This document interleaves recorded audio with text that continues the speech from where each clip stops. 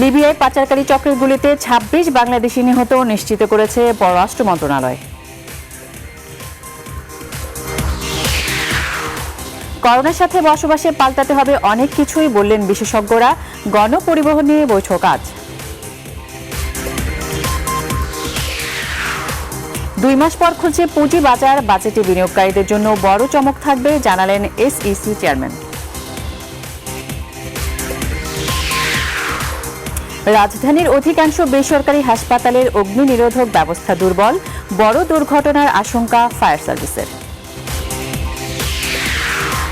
আন্তর্জাতিক শান্তিরক্ষী দিবস আজ। ৩ দশকে বিশ্ব অঙ্গনে বাংলাদেশের সুনাম বাড়িয়েছেন এদেশের শান্তিরক্ষীরা। টি-20 বিশ্বকাপের ভাগ্য নিয়ে কোনো সিদ্ধান্ত ছাড়াই শেষ হলো আইসিসির বোর্ড সভা, কঠোর গোপনীয়তা অবলম্বন।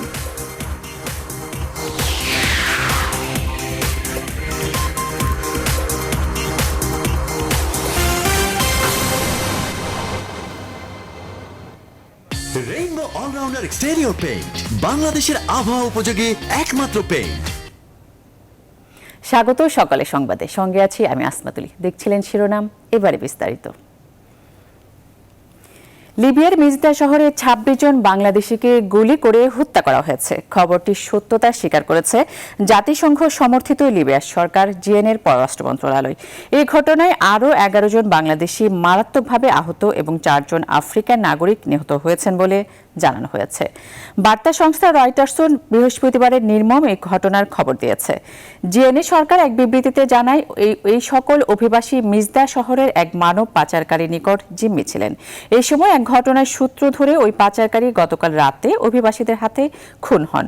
পরে তার সহযোগী এবং আত্মীয় স্বজনরা জিম্মি অভিবাসীদের ক্যাম্পে নির্বিচারে গুলি চালালে ঘটনাস্থলেই এই নারকীয় হত্যাকাণ্ড ঘটে। এই ঘটনায় ২৬ জন বাংলাদেশি সহ ৩০ জন মারা যায়। আহত ১১ জন বাংলাদেশিকে বর্তমানে জিনতান হাসপাতালে চিকিৎসা দেওয়া হচ্ছে বলে জানানো হয়েছে। ঘটনার সত্যতা স্বীকার করে পররাষ্ট্রমন্ত্রী একে আব্দুল মোমেন জানিয়েছেন, ওই হত্যাকাণ্ড বেঁচে আসা একজন বিষয়টি নিশ্চিত করেছেন।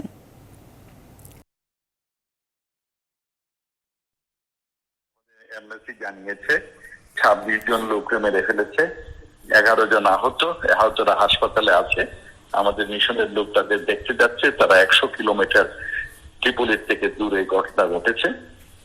যারা এই বাঙালি ৩৮ জন তাদের ক্যাপ্টাররা অতিরিক্ত টাকা পয়সা ডিমান্ড করতেছিল। তখন শোনা মতে যে আমাদের বাঙালিরা তাদের ক্যাপ্টারদের একজনকে ধরে মেরে ফেলে এবং তার ফলে ক্যাপ্টাররা যে ওপেন ফায়ার, এলোপাতারি ফায়ার শুরু করে এবং তার প্রেক্ষিতে ২৬ জন মারা যায়, ১১ জন আহত হয়। আর একজন যিনি আমাদের খবর দিয়েছেন, তিনি পালিয়ে একজন মানুষের বাসায় গিয়ে আশ্রয় নিয়েছেন এবং সেই খবরটা দিয়ে। করোনা ভাইরাসের সংক্রমণের রেকর্ডের দিনেই ঘোষণা করা হলো সাধারণ ছুটি প্রত্যাহারের। বৃহস্পতিবার মন্ত্রিপরিষদ বিভাগ থেকে জারি করা প্রজ্ঞাপনে বলা হয়েছে, ৩১ মে থেকে সীমিতভাবে খুলছে সরকারি বেসরকারি অফিস। একই সঙ্গে সীমিত পরিসরে স্বাস্থ্যবিধি মেনে গণপরিবহন, বাস, লঞ্চ ও ট্রেন চালু হবে ওই দিক থেকেই। ৫০ যাত্রী বহন করবে রেল। আপাতত বন্ধই থাকছে শিক্ষা প্রতিষ্ঠান। তৌফিক মাহমুদুর মুন্নার রিপোর্টে বিস্তারিত। মার্চ থেকে সরকারি ছুটি ও লকডাউনে কার্যত বন্ধ হয়ে যায় দেশের সব অফিস ও ব্যবসা প্রতিষ্ঠান। করোনা সংক্রমণ শহর থেকে গ্রামে মৃদু থেকে ছড়ায় ভয়ঙ্কর রূপে। সরকারি ছুটিও ৮ দফায় বাড়ে ৩০ মে পর্যন্ত। ৬৬ দিনের ছুটিতে অর্থ ও খাদ্য সংকটে পড়ে নিম্ন আয়ের মানুষ। বন্ধ থাকে শিল্প কারখানা, ব্যবসা প্রতিষ্ঠান। অর্থনীতির সূচক ঠেকে নিম্নমুখী। সময়ের সাথে বাড়তে থাকে সংকট। কর্মসংস্থান ও অর্থনীতির চাকা সচল করতে ৩১ মে থেকে আপাতত ছুটি না বাড়িয়ে কর্মমুখী প্রতিষ্ঠানগুলো খুলে দেওয়ার সিদ্ধান্ত নেয় সরকার। অর্থনীতিবিদরা জানান, সবকিছু একসাথে চালু না করে স্বাস্থ্যবিধি মেনে ধাপে ধাপে ভিন্ন সময়ে চলতে পারে গণপরিবহন ও অফিস। এই অর্থনীতির দরকারটাকে বা কর্মসংস্থানের প্রয়োজনটাকে মিট করতে গিয়ে আমরা যেন সামনের অর্থনীতির চাকাটাকে আরো বেশি রকম ঝুঁকির মুখে ফেলে না দিই। অর্থাৎ যদি অনেক মানুষ আক্রান্ত হয়ে যায়, তখন আমাদের পরবর্তী সময়ে অর্থনীতির চাকা চালু রাখাটা কিন্তু সমস্যা হয়ে যেতে পারে। অবশ্য জনস্বাস্থ্য বিশেষজ্ঞরা বলছেন, এমন সিদ্ধান্তে বাড়বে করোনা আক্রান্তের সংখ্যা। তবে এর জন্য সক্ষমতা বাড়াতে হবে স্বাস্থ্য ব্যবস্থার। আমাদেরকে করোনা নিয়ে আসলে মনে হচ্ছে বহুদিন বসবাস করতে হবে।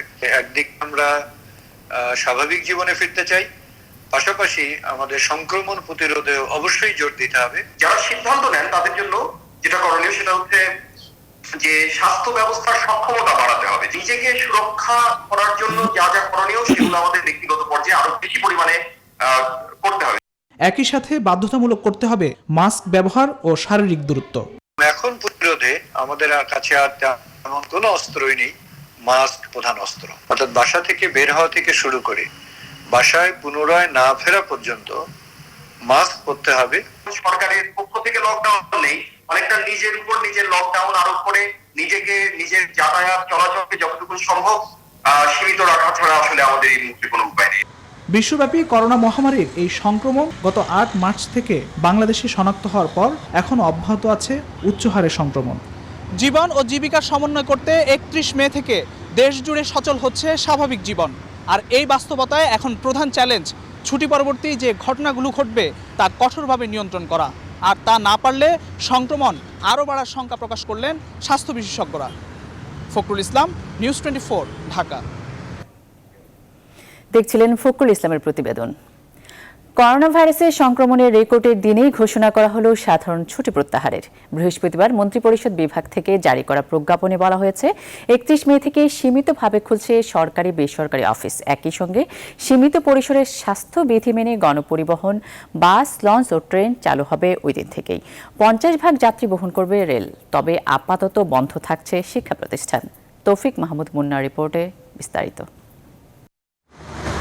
করোনা ভাইরাসের সংক্রমণ ঠেকাতে বাংলাদেশে 26 মার্চ থেকে শুরু হয় সাধারণ ছুটি। পরবর্তীতে 6 দফা বাড়িয়ে এই ছুটি শেষ হচ্ছে 30 মে।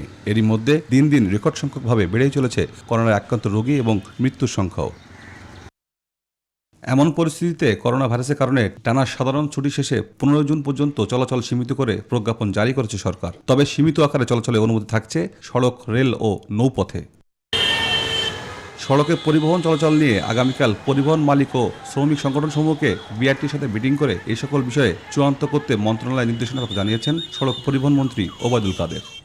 আমি দেশবাসীকে, বিশেষ করে সরকারি বেসরকারি খাত সহ সকলকে শর্তাবলী কঠোরভাবে প্রতিপালনের অনুরোধ জানাচ্ছি নিজেদের স্বার্থে। আমি পরিবহন মালিক ও শ্রমিক সংগঠনগুলোকে বিআরটিএ সহ বসে আলাপ আলোচনা করে একটি পরিকল্পনা গ্রহণের অনুরোধ করছি। একইভাবে সরকারের নির্দেশনা অনুযায়ী স্বাস্থ্যবিধি মেনেই নৌ চলাচলের কথা বললেন নৌ পরিবহন মন্ত্রী খালিদ মাহমুদ চৌধুরী। অন্যদিকে 50 ভাগ টিকিট বিক্রির মাধ্যমে সীমিত আকারে রেল চলাচলের কথা বললেন রেলমন্ত্রী। মালিক শ্রমিকের সঙ্গে আমাদের বিআইডব্লিউটি এর পক্ষ থেকে কথাবার্তা বলা হবে এবং সেখানে কিভাবে আমাদের এই স্বাস্থ্যবিধিরা মানা যায়। যেখানে হয়তো 500 জন যাত্রী আছে সেখানে আমরা 200 জন পরিবহন করব। সেক্ষেত্রে যে পরিবহন খরচটা উঠে আসবে কিনা সেটাও একটা বিষয়। আমরা তো ওই যে সীমিত আকারে গণপরিবহন চালানোর জন্য তো সরকার সিদ্ধান্ত দিয়েছে, মাননীয় প্রধানমন্ত্রী সেই নির্দেশনা। তো আমরা ট্রেনও আমরা সীমিত আকারে, যেখানে যেমন পঞ্চগড় 3টা ট্রেন চলে, আমরা একটা ট্রেন চালাবো। টিকিট আমরা সেখানে 50% টিকিট আমরা সেল করবো। অন্যান্য স্বাস্থ্যবিধি যেগুলো সেগুলো সবগুলো অবজার্ভ করা হবে। প্লেন চলাচলেও বিধিনিষেধ তুলে নেওয়া হয়েছে। নিষেধাজ্ঞা চলাকালে কেউ কর্মস্থল ত্যাগ করতে পারবে না বলে প্রজ্ঞাপনে নির্দেশনাও দেওয়া হয়েছে। তৌফিক মাহমুদ মুন্না, নিউজ 24, ঢাকা। 30 মে থেকে সাধারণ ছুটি শেষে সীমিত আকারে চালু হচ্ছে যাচ্ছে গণপরিবহন। গণপরিবহন চালুর বিষয়ে এখনও কোনো দিক নির্দেশনা না থাকায় অনিশ্চয়তায় পরিবহন শ্রমিক সংগঠনগুলো। পরিবহন শ্রমিক ও যাত্রী উভয়ের স্বাস্থ্য সুরক্ষা নিশ্চিতের উপর জোর দিচ্ছেন জনস্বাস্থ্য বিশেষজ্ঞরা। রিশাদ হাসান জানাচ্ছেন বিস্তারিত। প্রায় 3 মাস বন্ধ থাকার পর 30 মে সাধারণ ছুটি শেষে চালু হচ্ছে গণপরিবহন। করোনা ভাইরাসের সংক্রমণ রোধে তা চালু হবে সীমিত আকারে। রাজধানীর বাস টার্মিনালগুলো ঘুরে দেখা যায় গণপরিবহন চালুর জন্য তেমন কোনো প্রস্তুতি নেই। সীমিত আকারে গণপরিবহন চালুর ক্ষেত্রে শ্রমিকরাও চেয়ে থাকছেন সংগঠনের নেতাদের দিকে। এখন পর্যন্ত আমরা নির্দেশনাগুলো আমরা এখনো পাইনি। নির্দেশনাগুলো দেখার পরে এখানে হয়তো আমাদের কিছু বক্তব্য থাকবে, নিশ্চয়ই থাকবে, মালিকদের থাকবে, শ্রমিকদের থাকবে। আমাদের শ্রমিক এবং মালিক সবাই তো গাড়ি চালাতেও পারবে না এখন। বৃহস্পতিবার এক ভিডিও বার্তায় সড়ক পরিবহন ও সেতুমন্ত্রী ওবায়দুল কাদের বলেন, শুক্রবার পরিবহন সংশ্লিষ্টদের সাথে বৈঠকে নেওয়া হবে সিদ্ধান্ত। গণপরিবহন পরিচালনায় যাত্রী পরিবহন চালক শ্রমিকদের সুরক্ষায় সুনির্দিষ্টভাবে সিদ্ধান্ত নিতে হবে, স্বাস্থ্যবিধি মেনে চলতে হবে সবাইকে। গণপরিবহনগুলোর মোট সিটের অর্ধেক যাত্রী পরিবহন, মাস্ক বাধ্যতামূলক সহ শ্রমিক ও যাত্রীদের স্বাস্থ্য সুরক্ষার উপর জোর দিচ্ছেন জনস্বাস্থ্য বিশেষজ্ঞরা। প্রত্যেককে মাস্ক ব্যবহার করতে হবে, কারণ গণপরিবহনে সাধারণত হাঁচি কাশি থুতু ফেলার অভ্যাস মানুষদের থাকে। যতটুকু সিট থাকে প্রয়োজনের থেকে তার অর্ধেক সিটে হচ্ছে আমাকে যাত্রী বসাতে হবে। এটা ছাড়া কোনোভাবে সামাজিক দূরত্ব নিশ্চিত করা যাবে না। রিশাদ হাসান, নিউজ 24, ঢাকা। ছুটি শেষের খবরে করোনার ঝুঁকি নিয়ে রাজধানীতে ফিরতে শুরু করেছে কর্মজীবী মানুষ। এ কারণে কাঁঠালবাড়ি, শিমুলিয়া, দৌলতদিয়া, পাটুরিয়া নৌরুটে যাত্রীদের ভিড় দেখা যায়। স্বাস্থ্যবিধি উপেক্ষা করে ফেরিতে ওঠানামা করছেন যাত্রীরা। এই অবস্থায় ছোঁয়াচে ভাইরাস ছড়িয়ে পড়ার আশঙ্কায় বিশেষজ্ঞরা। বেলাল রিজভী ও শফিকুল ইসলাম শামীমের তথ্যচিত্রে ডেস্ক রিপোর্ট। বৃহস্পতিবার সকাল থেকেই কাঁঠালবাড়ি, শিমুলিয়া নৌরুটে দক্ষিণাঞ্চলের যাত্রীদের ভিড় বাড়তে শুরু করে। বরিশাল, খুলনা সহ দক্ষিণাঞ্চলের বিভিন্ন জেলা থেকে গণপরিবহন বন্ধ থাকায় ছোট ছোট যানবাহন করে কাঁঠালবাড়ি ঘাটে আসেন যাত্রীরা। তবে অভিযোগ রয়েছে, ঘাট পর্যন্ত আসতে গুনতে হচ্ছে 1.5 থেকে দ্বিগুণ ভাড়া।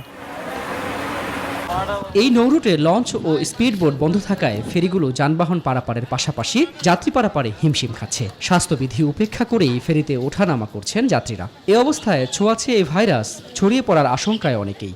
ফেরিতে খুব জ্যাম, এই জন্য ফেরিতে উঠতে পারতেছি যে ওঠার মতো কোনো পরিবেশ নাই, বাধ্য হয়ে নেমে আসলাম, পরবর্তী ফেরির অপেক্ষায় আছে। সামাজিক দূরত্ব যেটা আমাদের এই ভাইরাসের কারণে যেটা দরকার সেটা তো এখানে কিছু নাই। কাঁঠালবাড়ি ফেরিঘাটে যাত্রীদের নিরাপত্তায় তৎপর রয়েছে আইন শৃঙ্খলা বাহিনীর সদস্যরা। পুলিশ বলছে, শারীরিক দূরত্ব মেনেই ফেরিতে ওঠানামা করছেন যাত্রীরা। আগে গাড়িগুলো লোড দিচ্ছি এবং গাড়ি লোড হওয়ার পরে সামাজিক দূরত্ব বজায় থাকে যেন, সেই অনুযায়ী আমরা মানুষদের পরে লোড দিচ্ছি, যাতে মানুষজন একটা নির্দিষ্ট পরিমাণে যায়। একই চিত্র দৌলতদিয়া, পাটুরিয়া নৌরুটেও গণপরিবহন বন্ধ থাকায় প্রাইভেট কার, মাইক্রোবাস, অটো, টেম্পুতে অতিরিক্ত ভাড়া দিয়ে দৌলতদিয়া ঘাটে আসছেন রাজধানীমুখী মানুষ। বিআইডব্লিউটিসি জানায়, এই নৌরুটে বর্তমানে ছোট বড় 9টি ফেরি চলাচল করছে। Desk report, news 24। আগামী 31 মে থেকে স্বাভাবিক লেনদেন শুরু হচ্ছে ব্যাংকগুলোতেও। আগের মতোই সকাল 10টায় লেনদেন শুরু হয়ে শেষ হবে বিকেল 4টায়। বৃহস্পতিবার এ বিষয়ে নির্দেশনা দিয়েছে বাংলাদেশ ব্যাংক। নির্দেশনা অনুযায়ী 31 মে থেকে ব্যাংকগুলোতে স্বাভাবিক লেনদেন করতে হবে, তবে অফিসে সামাজিক দূরত্ব বজায় রাখতে হবে। পুরোপুরি মানতে হবে করোনা স্বাস্থ্যবিধি। ঝুঁকিপূর্ণ ব্যক্তি, অসুস্থ কর্মকর্তা, কর্মচারী ও সন্তান সম্ভাবা নারীদের কর্মস্থলে না আনতেও বলা হয়েছে। গণপরিবহন সীমিত চলার সময়ে কর্মীদের যাতায়াতের ব্যবস্থা ব্যাংক নিজ দায়িত্বে করবে বলে জানিয়েছে বাংলাদেশ ব্যাংক।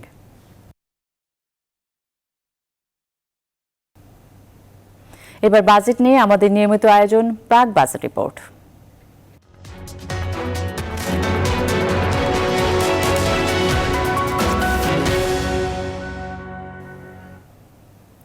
টানা 66 দিন পর শুরু হচ্ছে দুই পুঁজি বাজারের লেনদেন। বাংলাদেশ সিকিউরিটিজ অ্যান্ড এক্সচেঞ্জ কমিশনের নতুন চেয়ারম্যান সিবরি রুবেয়াতুল ইসলাম জানিয়েছেন, বাজারকে টেনে তুলতে সর্বোচ্চ চেষ্টা থাকবে তাদের। এছাড়া আগামী বাজেটে পুঁজি বাজার ও বিনিয়োগকারীদের জন্য চমক থাকবে বলেও আশ্বস্ত করেছেন তিনি। শীঘ্রই বাংলাদেশ ব্যাংকের সাথে বৈঠকে বসার কথা জানিয়েছেন তিনি।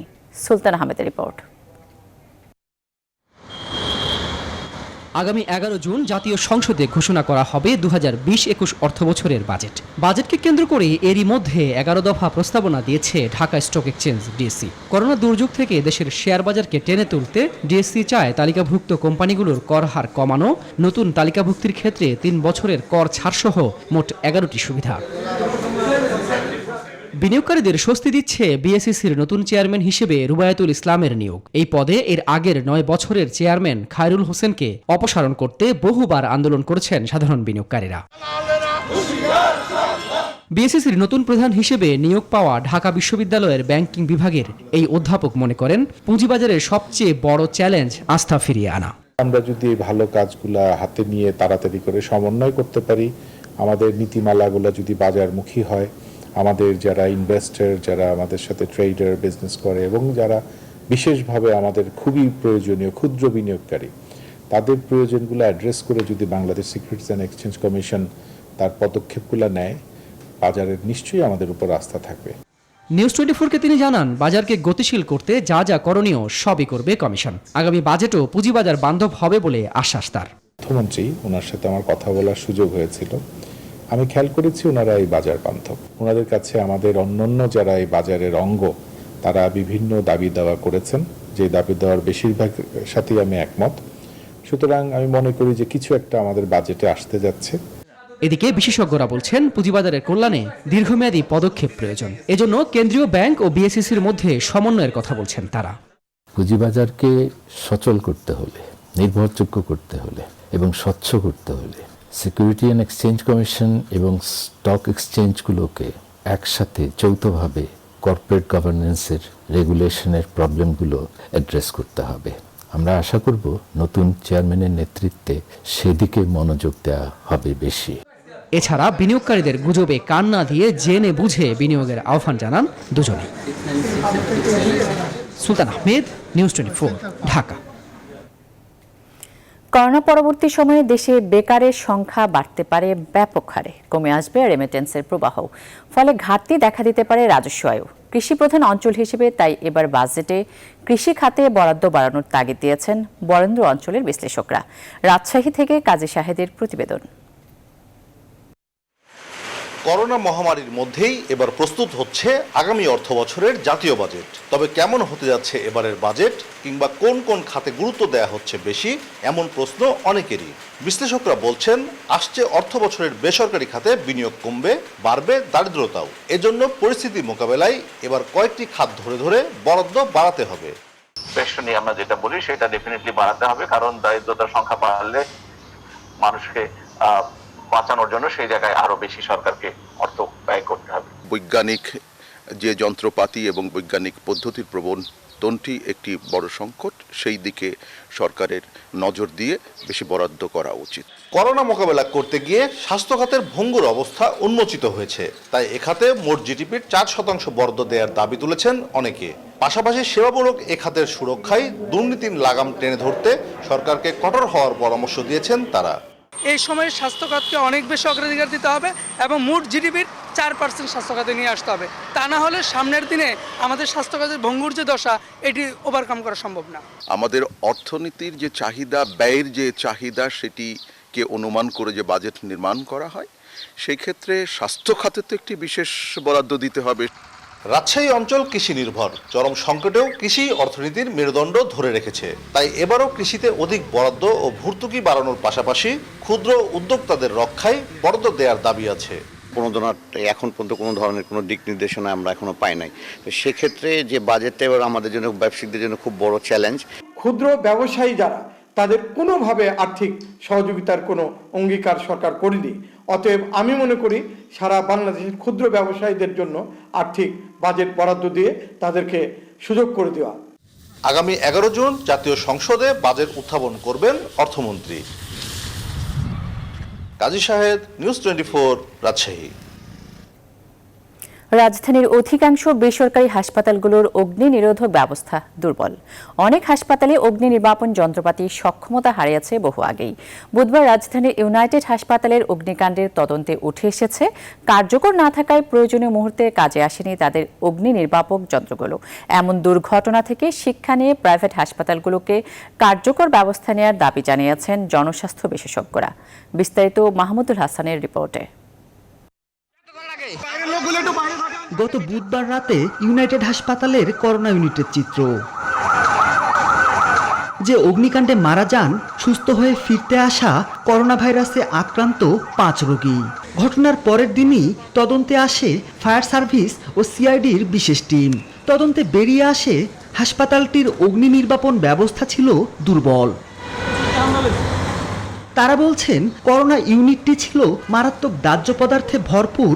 আগুন লাগার পরে কাজে আসেনি হাসপাতালের মেয়াদ উত্তীর্ণ অগ্নি নির্বাপন যন্ত্রগুলো। ভিতরে যে আরো যে ফায়ার এক্সটিংগুইশার আছে, এগুলোরও কি ডেট আছে কি না আছে এটাও কিন্তু আমরা জানি না। কিন্তু আমি এখানে 11টার মধ্যে আমি 9টাই পেলাম যে ডেট নেই যেখানে। ফায়ার সার্ভিস বলছে, এমন অবস্থা শুধু ইউনাইটেড হাসপাতালেই নয়, রাজধানীর বেশিরভাগ বেসরকারি হাসপাতালের অগ্নি নির্বাপন ব্যবস্থা দায়সারা। অনেক হাসপাতালেই নিয়মিত হয় না অগ্নি মহড়াও। বড় হসপিটালগুলো খালি শুধু নামে আছে, কিন্তু আসলে নাই, কাজে নাই। ফায়ার সেফটি মেজার তারা কোনো গুরুত্বই দেয় না। এটা আসলে এটা সমন্বিত প্রসেস। স্বাস্থ্য মন্ত্রণালয় জড়িত আছে, পুলিশ জড়িত আছে, আমরা সিটি কর্পোরেশন। তো আসলে ফর দিস রিজন এটা হলো সমন্বিত কাজ, সবাই মিলে এটা অ্যাকশন নিতে হবে। এদিকে জনস্বাস্থ্য বিশেষজ্ঞরা বলছেন, চিকিৎসা নিতে হাসপাতালে গিয়ে কেউ অগ্নিকাণ্ডে মারা যাওয়ার ঘটনা কোনোভাবেই মেনে নেওয়া যায় না। রোগীর কাছ থেকে মোটা অর্থ নিয়ে চিকিৎসা দেওয়া হাসপাতালগুলোর এ বিষয়ে নজরদারি প্রয়োজন।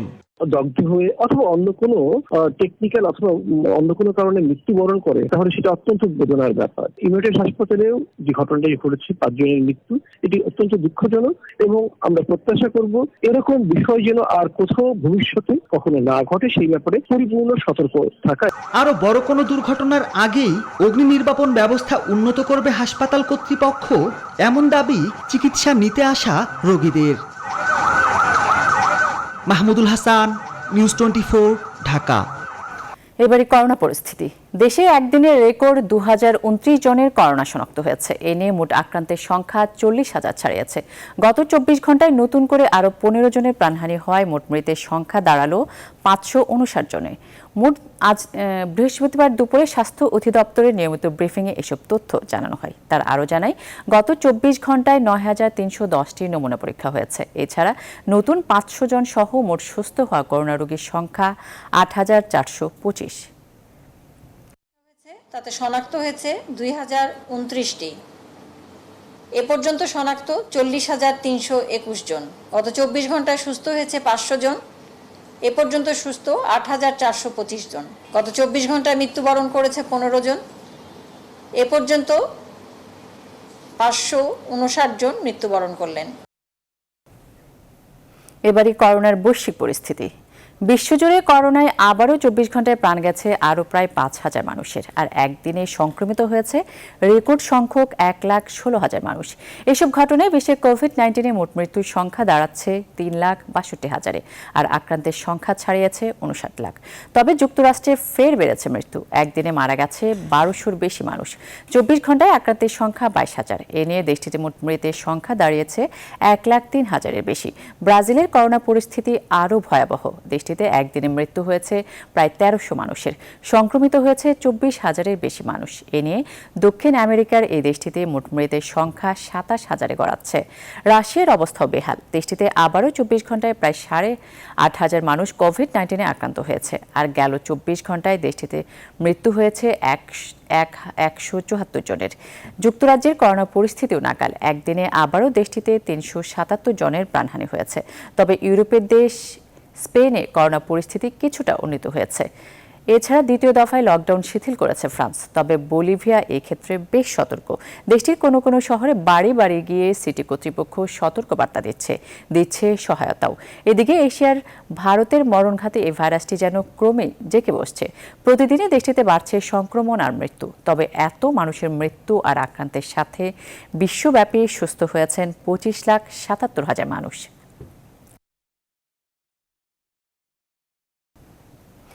চট্টগ্রামে করোনা আক্রান্ত রোগীর সংখ্যা বেড়েই চলেছে। রোগীর চাপ বেড়ে যাওয়ায় হিমশিম খেতে হচ্ছে করোনা সরকারি হাসপাতালের চিকিৎসকদের।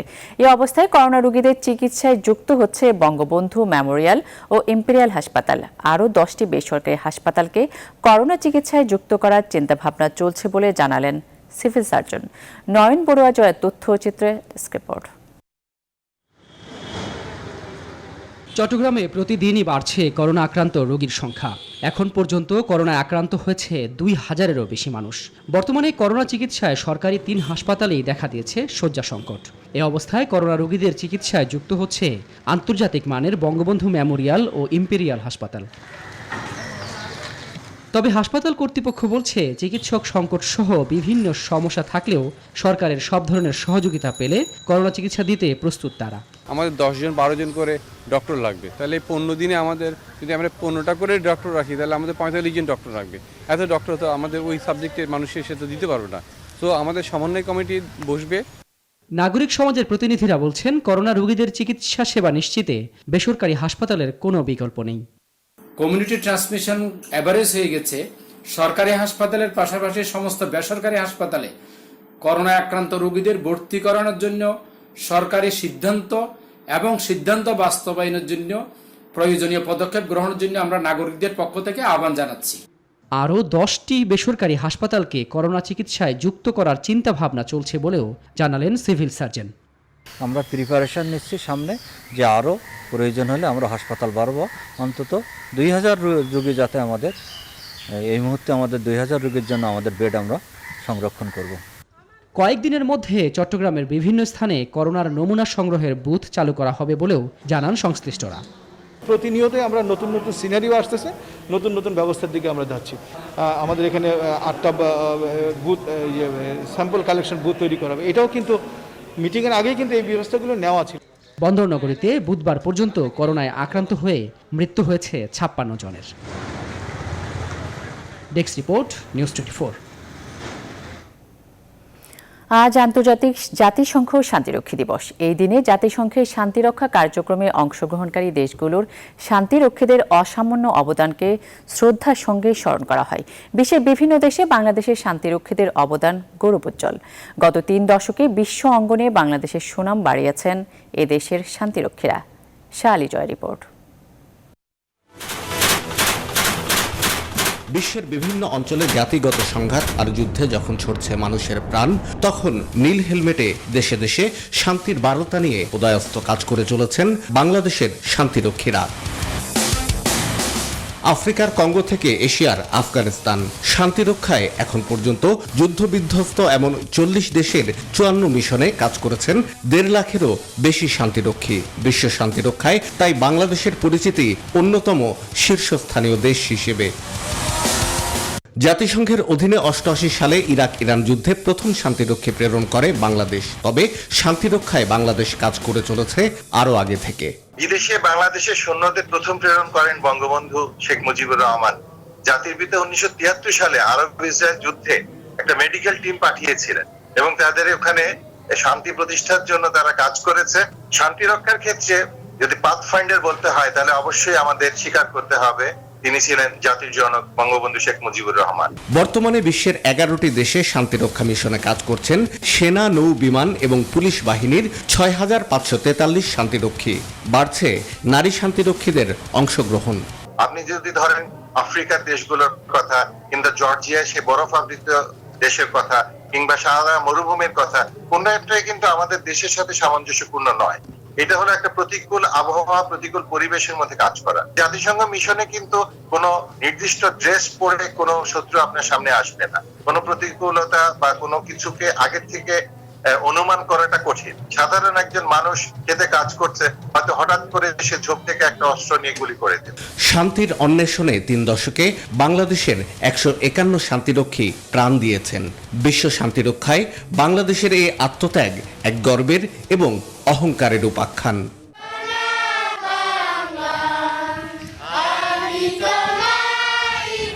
শাহ আলী জয়, নিউজ 24, ঢাকা।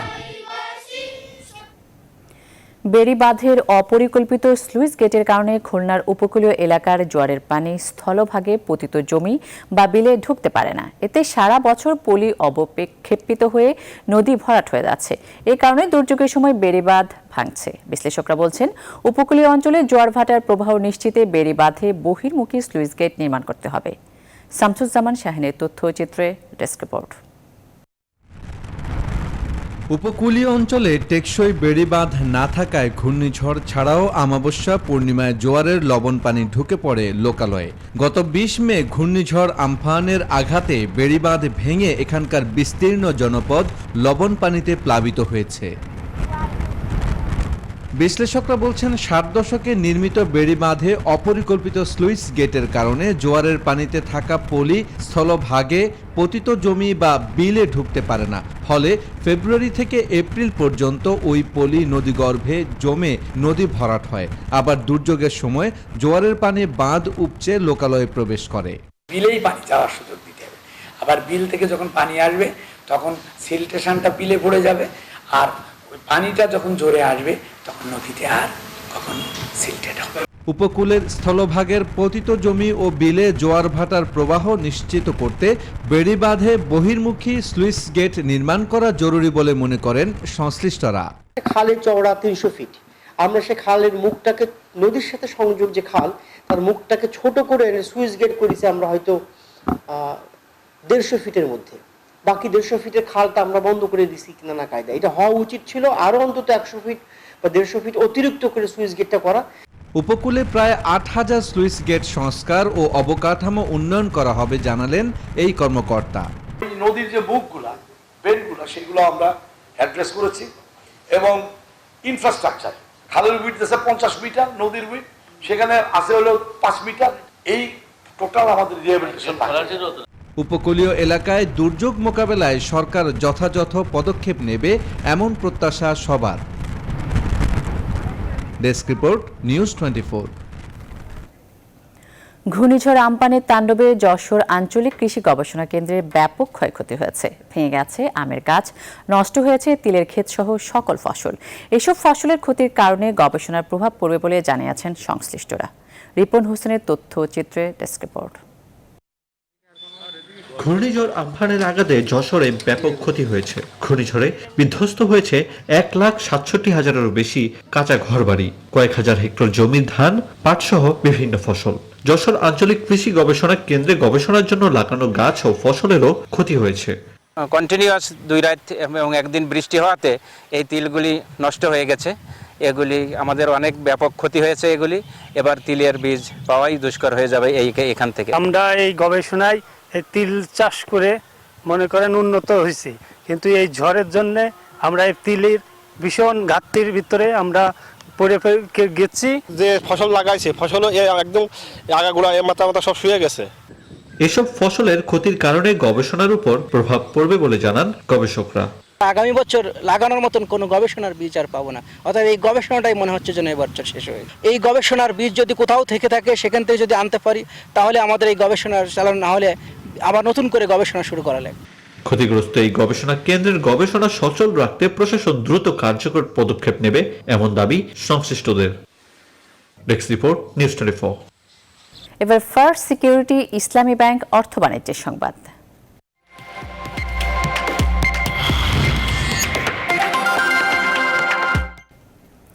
করোনার প্রভাবে বাংলাদেশ ও ভারতের সড়ক পথে আমদানি রফতানি কার্যক্রম বন্ধ রয়েছে। এরই মধ্যে এই প্রথম দিনাজপুর থেকে রেলপথে ভারত থেকে আমদানি করা হয়েছে 1600 টন পেঁয়াজ। এতে বাজারে পেঁয়াজের দর অনেকটাই কমে আসবে বলে মনে করেন সংশ্লিষ্টরা। ফখরুল হাসান পলাশের তথ্যচিত্রে ডেস্ক রিপোর্ট। করোনা সংক্রমণ রোধে বাংলাদেশ ও ভারতে লকডাউন থাকায় বন্ধ হয়ে যায় দুদেশের আমদানি রপ্তানি কার্যক্রম। এর নেতিবাচক প্রভাব পড়ে দুদেশের ব্যবসা বাণিজ্যে। এই ক্ষতির পরিমাণ কমাতে দুদেশই গেল 4 মে রেলপথের মাধ্যমে পণ্য আমদানি রপ্তানি করার সিদ্ধান্ত নেয়। এরই ধারাবাহিকতায় বুধবার বিকেলে ভারত থেকে পেঁয়াজবাহী একটি ট্রেন এসে পৌঁছায় দিনাজপুরের বিরল রেল স্টেশনে। ভারতের সঙ্গে রেলপথে আমদানি রপ্তানি কার্যক্রম শুরু হওয়ায় সরকারের রাজস্ব আয় সহ বাংলাদেশ রেলওয়ের বিপুল পরিমাণ রাজস্ব আয় হবে বলে জানালেন স্টেশন মাস্টার। বাংলাদেশ রেলওয়ের রাজস্ব আয় অনেক বৃদ্ধি পাবে বলে আমি মনে করি। আমাদের এই ওয়াগন সম্মানিত ইম্পোর্টারের এবং ইম্পোর্টার মহোদয়ের সুপারিশ অনুযায়ী হিল স্টেশনে বুক করা হবে। সংশ্লিষ্টরা বলছেন এতে দুদেশের মধ্যে ব্যবসা বাণিজ্য সচল হওয়ার পাশাপাশি বাজারে পেঁয়াজের দরও কমে আসবে। আমদানি রপ্তানি কার্যক্রমকে সচল রাখার তাগিদে একটা সার্ভে করা হয়। সেখানে 4টা পোর্টকে গুরুত্ব দেওয়া হয়, যেগুলো দিয়ে রেলের ওয়াগনের মাধ্যমে যে কোনো নিত্য প্রয়োজনীয় পণ্য আমদানি করা যায়। এই পেঁয়াজটা বাজারে ছাড়লে আমরা অনেক উপকৃত হই, কারণে আমরা অনেক কম দাম পাবো। বাংলাদেশের যে রেট আছে, যে পেঁয়াজ আছে, ওটার থেকে আরো একটু কম রেট পাবো। ভারত থেকে এই পেঁয়াজ আমদানি করেছে বগুড়ার আমদানিকারক রায়হান ট্রেডার্স। প্রতি টন $165 এলসি মূল্যে ভারত থেকে একদিনেই 1600 টন পেঁয়াজ আমদানি করা হয়েছে। Desk report, news 24। এবারে খেলার খবর।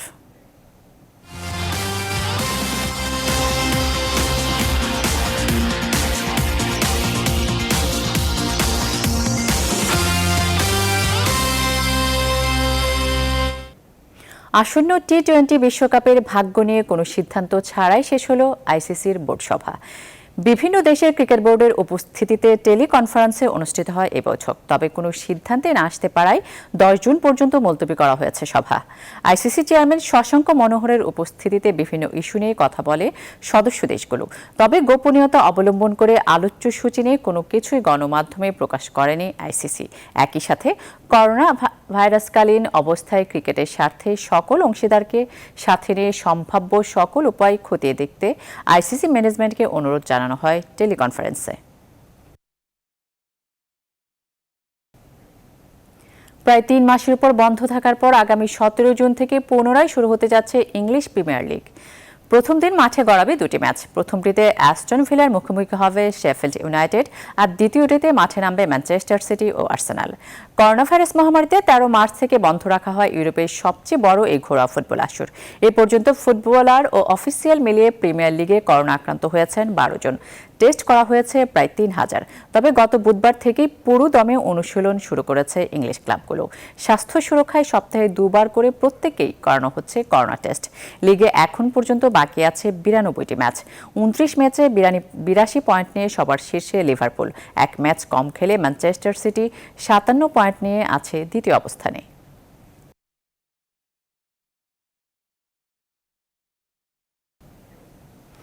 বান্দরবানের পর্যটন শিল্পের খবর জানিয়ে শেষ করছি এখনকার আয়োজন।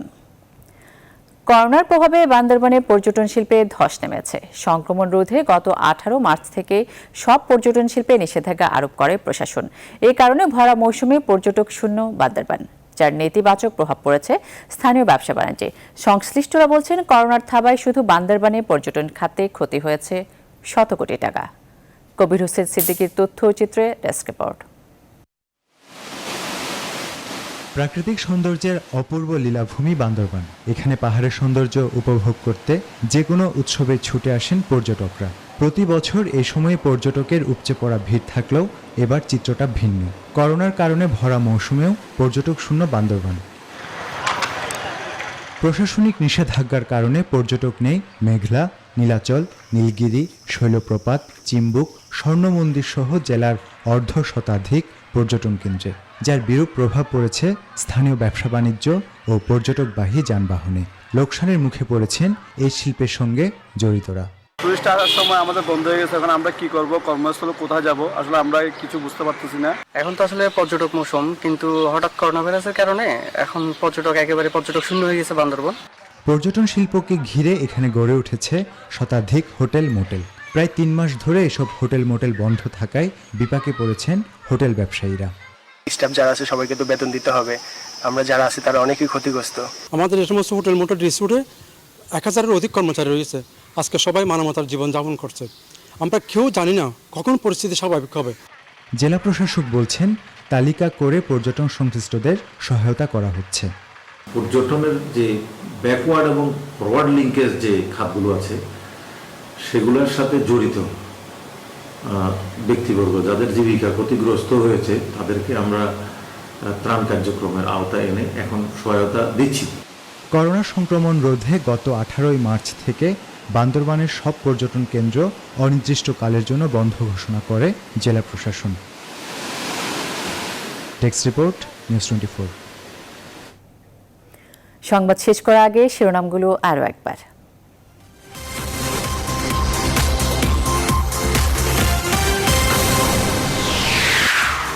লিবিয়ায় পাচারকারী চক্রের গুলিতে 26 বাংলাদেশি নিহত নিশ্চিত করেছে পররাষ্ট্র মন্ত্রণালয়।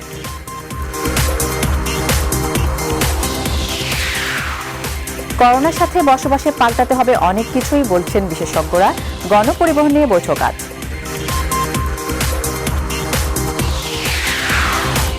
দুই মাস পর খুলছে পুঁজিবাজার, বাজেটে বিনিয়োগকারীদের জন্য বড় চমক থাকবে জানালেন এসইসি চেয়ারম্যান। রাজধানীর অধিকাংশ বেসরকারি হাসপাতালের অগ্নি নিরোধক ব্যবস্থা দুর্বল, বড় দুর্ঘটনার আশঙ্কায় ফায়ার সার্ভিস। আন্তর্জাতিক শান্তিরক্ষী দিবস আজ। 3 দশকের বিশ্ব অঙ্গনে বাংলাদেশের সুনাম বাড়িয়েছেন এদেশের শান্তিরক্ষীরা।